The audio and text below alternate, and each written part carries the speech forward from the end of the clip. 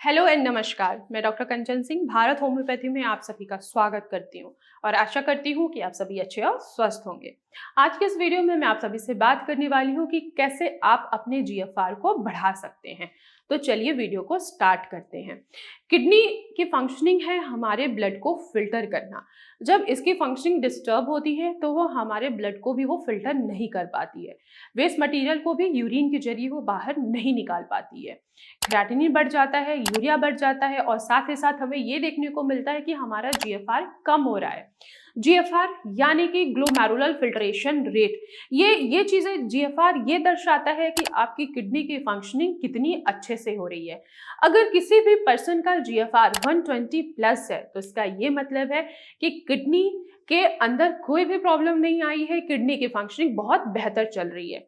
अगर वहीं पे जीएफआर 90 के नीचे है तो इसका ये मतलब है कुछ तो प्रॉब्लम है, कुछ तो इंजरी हुई है किडनी की वजह से, जिससे किडनी की जो फंक्शनिंग है थोड़ी सी कम हो रही है और जीएफआर जो है वो कम हो रहा है। अगर और भी फोकस किया जाए, अगर वहीं पे जीएफआर आपका 80 से नीचे है या 65 से नीचे है, इसका ये मतलब है कि किडनी की फंक्शनिंग अब डिस्टर्ब हो चुकी है। बीपी की वजह से, शुगर की वजह से या कोई अदर फैक्टर है जिसके वजह से किडनी की फंक्शनिंग नहीं हो पा रही है।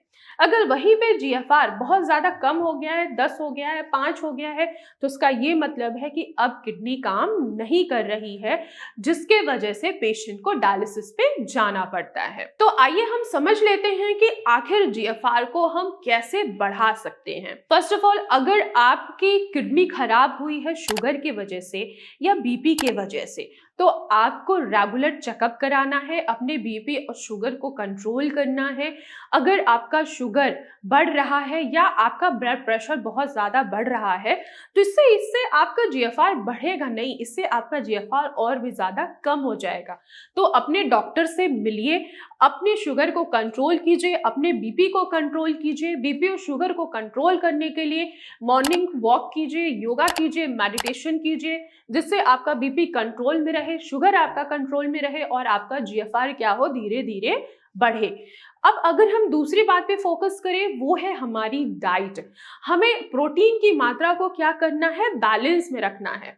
अगर आप एक्सेस प्रोटीन लेंगे तो भी किडनी हार्म होगी, अगर आप कम प्रोटीन लेंगे तो क्या होगा, आपकी बॉडी में बहुत ज्यादा वीकनेस आएगा।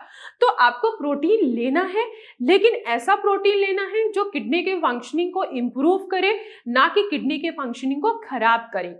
तो आप दालें ले सकते हैं, जैसे कि मूंग की दाल हो गया, मसूर की दाल हो गई। ये आपके किडनी के फंक्शनिंग को इंप्रूव करते हैं क्योंकि ये इजीली डाइजेस्ट हो जाते हैं और किडनी में किसी भी तरीके की प्रॉब्लम्स को इंक्रीज नहीं करते हैं। अगर आप चिकन ले रहे हैं, मटन ले रहे हैं, फिश ले रहे हैं, तो ये आपके जीएफआर को बढ़ाने की बजाय और भी ज्यादा कम कर देंगे। तो आपको प्रोटीन लेना है जिससे आपके शरीर में कमजोरी भी ना आए और किडनी की फंक्शनिंग भी डिस्टर्ब ना हो और ऑटोमेटिक जीएफआर जो है वो बढ़ा हुआ आपको मिले। तो ऐसे कंडीशन में आप दाल ले सकते हैं, मूंग की दाल, मसूर की दाल ले सकते हैं, ये इजिली डाइजेस्ट भी हो जाता है।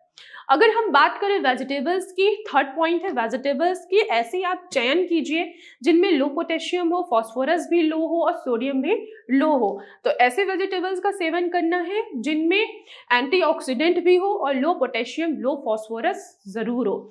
जैसे कि घिया खा सकते हैं, तोरी खा सकते हैं, आप परवल भी खा सकते हैं, टिंडे भी खा सकते हैं और यहाँ तक कि आप कभी कभी पत्ता गोभी का भी सेवन कर सकते हैं। रेगुलर बेसिस पे आप पत्ता गोभी का सेवन ना करें। रेगुलर बेसिस पे आप लौकी खा सकते हैं, घिया खा सकते हैं, तोरी खा सकते हैं, टिंडे भी खा सकते हैं और यहाँ तक कि आप सफेद पेठे की सब्जी भी बनाकर आप आसानी से सेवन कर सकते हैं। इनमें एंटीऑक्सीडेंट होता है, लो पोटेशियम होता है जो आपके किडनी पर प्रेशराइज नहीं करता है और जीएफआर को इंक्रीज करने में मदद करता है। क्यों? क्योंकि जब यूरिया आपका कम होता है तो किडनी की फंक्शनिंग इंक्रीज हो जाती है और जीएफआर भी आपको बढ़ा हुआ ही मिलता है। अगर हम समझाऊं कि यूरिया किसका बाय प्रोडक्ट है तो वो है लीवर का। जब भी आपको कुछ भी खाना खाते हैं तो लीवर की फंक्शनिंग बहुत अच्छी हो रही है, वो बाय प्रोडक्ट बना रहा है, वो यूरिया को बाहर निकाला, किडनी ने उसको फिल्टर किया। लेकिन जब किडनी की फंक्शनिंग डिस्टर्ब होती है तो वो यूरिया को भी फिल्टर नहीं कर पाती है।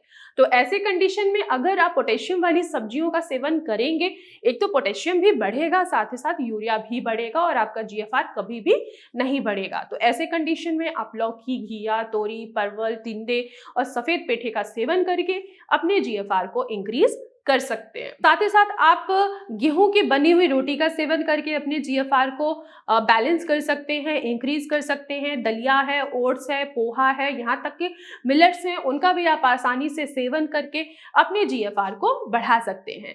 अब हम बात करते हैं फलों को। फलों में आप एप्पल, पपाया का आसानी से सेवन कर सकते हैं। एप्पल में एंटीऑक्सीडेंट होता है, एंटी इंफ्लेमेटरी प्रॉपर्टीज होती है जो किडनी पर आए हुए इंफ्लेमेशन को कम करता है और जीएफआर को बढ़ाने में आपकी मदद करता है। सेम ऐसे ही पपाया है, पपाया आपके डाइजेशन को इम्प्रूव रखता है और जीएफआर को बढ़ाने में मदद करता है। इसके अलावा आप जीरे के पानी का भी सेवन करके आसानी से अपने जीएफआर को इंक्रीज कर सकते हैं। लेकिन ध्यान रखिए, जीरे के पानी आपको रेगुलर बेसिस पे सेवन नहीं करना है।